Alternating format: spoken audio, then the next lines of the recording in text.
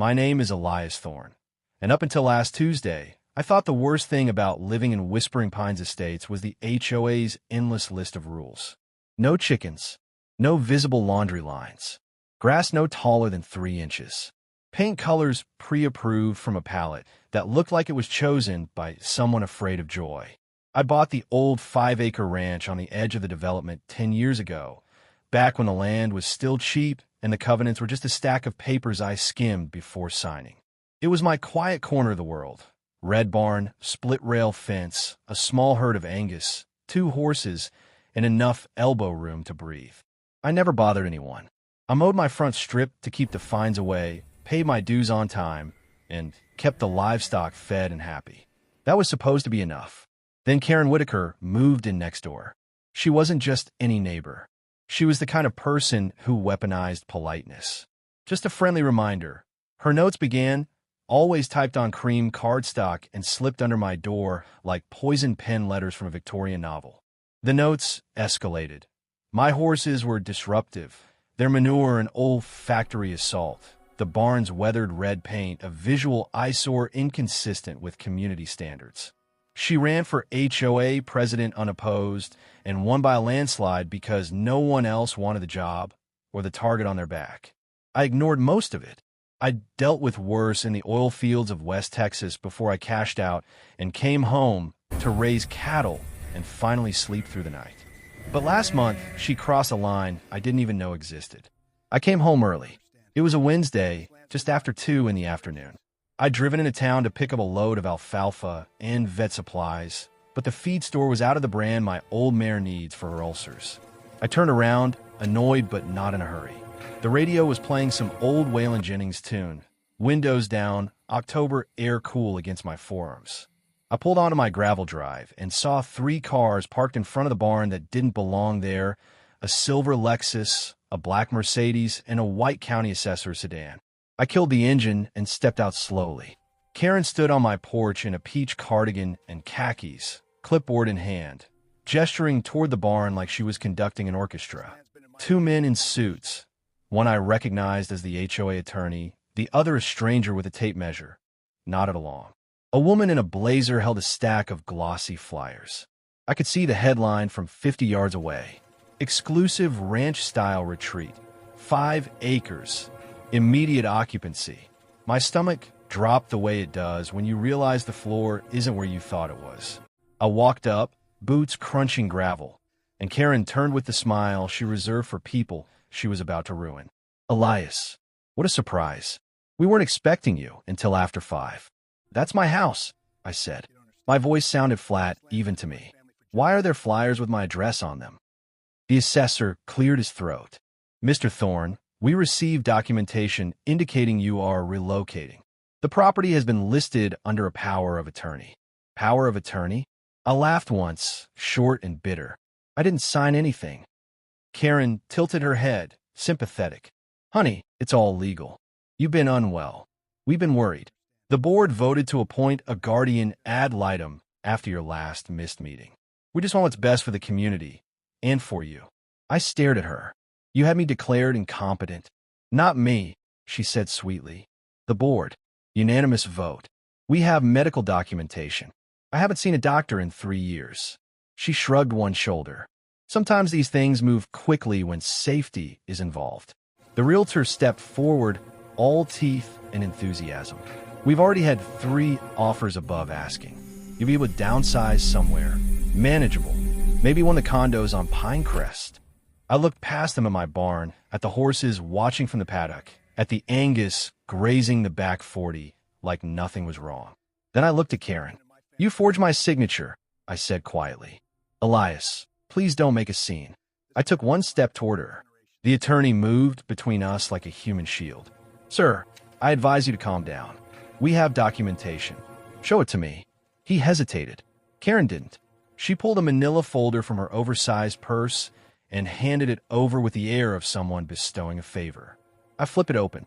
There was my name, my date of birth, my social security number. There was a physician's letter dated 2 months ago diagnosing me with early onset cognitive impairment secondary to chronic stress and possible substance exposure. There was a notarized power of attorney bearing my signature, except the signature wasn't mine. The loop on the capital E was wrong. I make mine like a backwards 3. This one was careful, schoolteacher neat. I looked up. You broke into my house. You went through my files. You paid someone to fake a doctor's note and forge my name. Karen's smile never wavered. That's a very serious accusation. I folded the folder shut. I'm calling my lawyer. You do that, she said.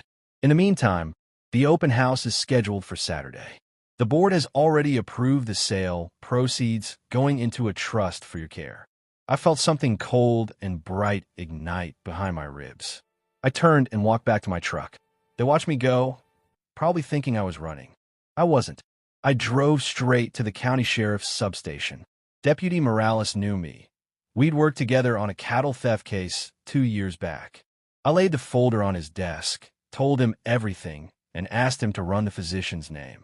10 minutes later, he came back shaking his head. No record of a Dr. Alan Kessler ever being licensed in this state. The letterhead's from a template you can buy online for $12. I nodded. And the notary? Stamp belongs to a mobile notary who died last year. I leaned back in the plastic chair. They're trying to steal my ranch, Morales. 5 acres. My house. My animals. He rubbed his jaw. You got cameras? 2 on the barn, 1 on the porch. Motion activated. Bring me the footage. I'll open a fraud investigation. But you need to stay calm. No confrontations. I promised I would. I didn't. That night, I sat on my porch with a cup of black coffee and watched the security app on my phone. At 11:47 p.m., Karen's Lexus eased up my drive with the lights off. She got out wearing gloves and carrying a small duffel. She walked straight to the side door, the one I never locked because it sticks, and slipped inside. I waited 30 seconds, then dialed 911. Whispering Pines emergency. What's your emergency? There's an intruder in my home at 1427 Canyon Rim Road, I said calmly. I'm watching her on camera right now. She's inside my office. Caucasian female, mid-50s, peach cardigan. She's going through my files. Sir, are you on the premises? I'm outside. I came home and saw her car. I'm staying back. Units are en route. Stay outside and do not engage. I hung up and waited. 7 minutes later, red and blue lights flashed over the ridge. 2 cruisers rolled in silently. No sirens. 4 deputies stepped out, hands on holsters. Karen came out the side door just as they reached the porch. She froze when the flashlights hit her. Ma'am, step away from the door and keep your hands visible. She blinked rapidly. Officers, there's been a misunderstanding. I'm the HOA president. Mr. Thorne is unwell. Papers spilled across the flagstones. More forged documents, blank checks, a thumb drive. They cuffed her.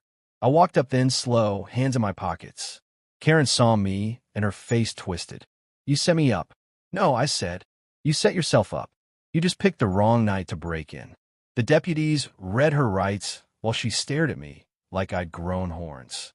One of them asked if I wanted to press charges. Every single one you can find, I told him. They took her away in the back of the second cruiser. I stood on the porch until the taillights disappeared, then went inside. My office was a mess, drawers open, files scattered. But the important things were still there. The original deed, my mother's wedding ring in the lockbox, the photo of me and my dad standing beside the first calf born on this land. I righted the chair, sat down, and started making calls. By Friday morning, the story had spread through the valley faster than a grass fire. HOA presidents don't usually get arrested for felony fraud, forgery, trespassing, and attempted theft of real property. The board held an emergency meeting Saturday, without Karen, and voted to rescind every action taken against me. The fake guardianship was voided by noon. The forged power of attorney was shredded in front of judge.